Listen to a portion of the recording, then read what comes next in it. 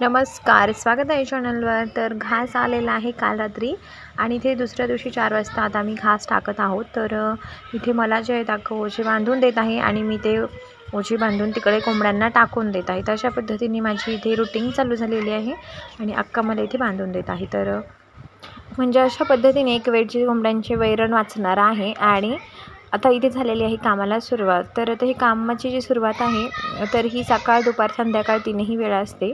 तर आत्ताचा जो आहे तर संध्याकाळचा पण आम्ही ते घास टाकलेला आहे आणि सकाळी देखील इथे घासच टाकलेला आहे आणि मकाचा भरडा पण इथे टाकायचा आहे।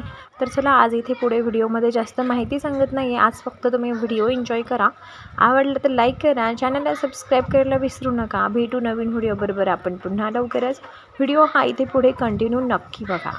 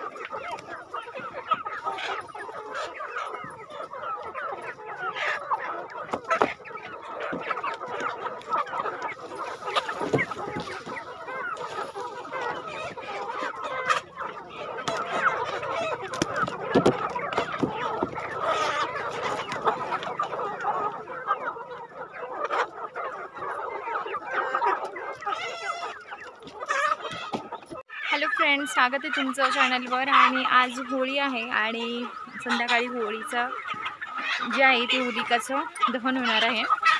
तर इथे घास मी आता कोंबड्यांना टाकलेला आहे, तुम्ही बघू शकता।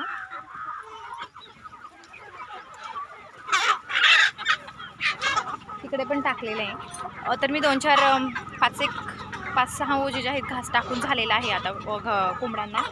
तर घास जो आहे तो माहेरवरून आलेला आहे। काल रात्रीच हे देवीवरून आल्यानंतर घास आणायला गेलेले होते माहेरी माझ्या, आणि बुलेरोची जी पाठीमागची शीटं वगैरे काढून भरून अशी रिक्षा भर म्हटलं तरी चालेल खूप घास घेऊन आले होते।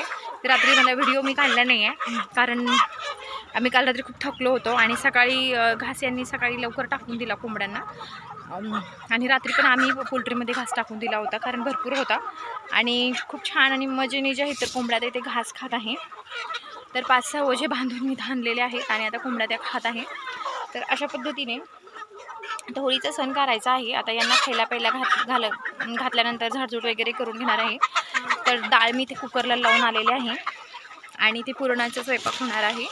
तर अशा पद्धतीने काल देखील पुरण झालं, आज देखील पुरण होणार आहे आणि उद्या जो धुलीवंदन म्हणतात, आम्ही इथे धुराडा म्हणतात, तर धुराड्याला देखील आमचं इथे पुरण होणार आहे। तर उपवास करू असतो, सवाष्ण जेवायचे असते। तर अशा पद्धतीने मस्त आता ह्या मजेशीर खात बसलेल्या आहेत। आज काही बागाला पाणी वगैरे ड्रीप लावून चालू करून दिलेलं नाही आहे, खूप चिखल आणि चिडचिड झालेली आहे बागामध्ये आणि कोंबड्यांमुळे ना खूप जास्त पद्धतीने ते चिखल जो आहे ना तो आणखीनच एकत्र झालेला आहे। तो खूप घाण वाटतं आहे। आज आम्ही रात्री ड्रीप चालू करणार आहे कारण सकाळी दिवसभर चालू केल्यानंतर ना खूप पाणी होतं सगळीकडे, आम्हाला जायला यायला पण जमत नाही आहे। तर आता तुम्ही कोंबड्या बघू शकता। आज हे कॅरेट उद्या मी सगळे गोळा करणार आहे आणि नवीन जी प्लायवूड आहे तर प्लायवूडची ऑर्डर दिलेली आहे कोंबड्यांना अंड्यांसाठी। आता प्लायवूडचे बॉक्स करणार आहोत आम्ही। तर आज प्लायवूडचे बॉक्ससुद्धा आलेले आहेत नगरवरून, सकाळीच हे आणायला गेले होते आणि तर संध्याकाळी आम्ही दिवसभर प्रवास केल्यानंतर संध्याकाळी हे घास आणायला घास घेऊन आले।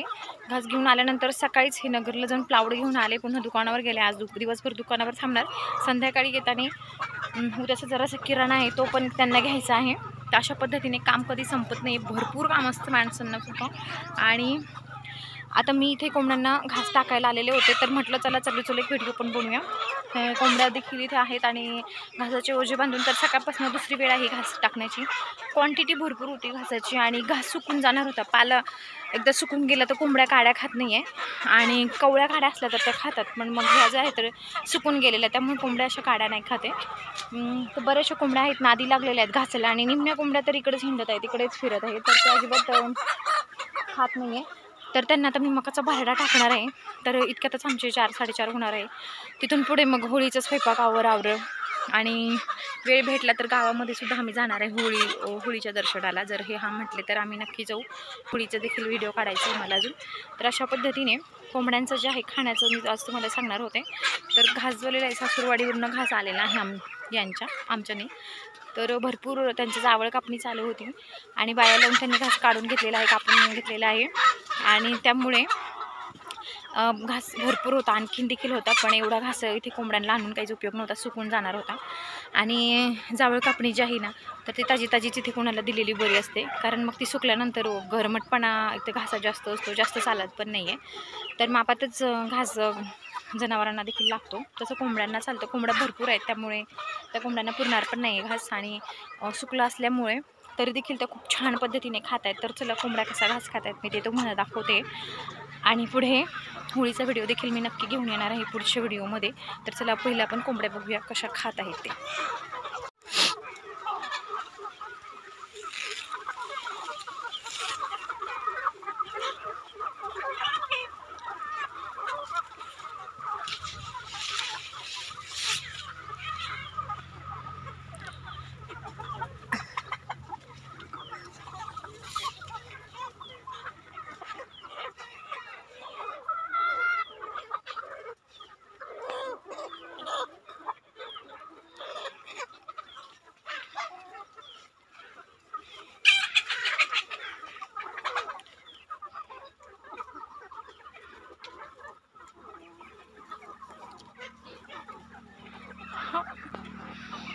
आता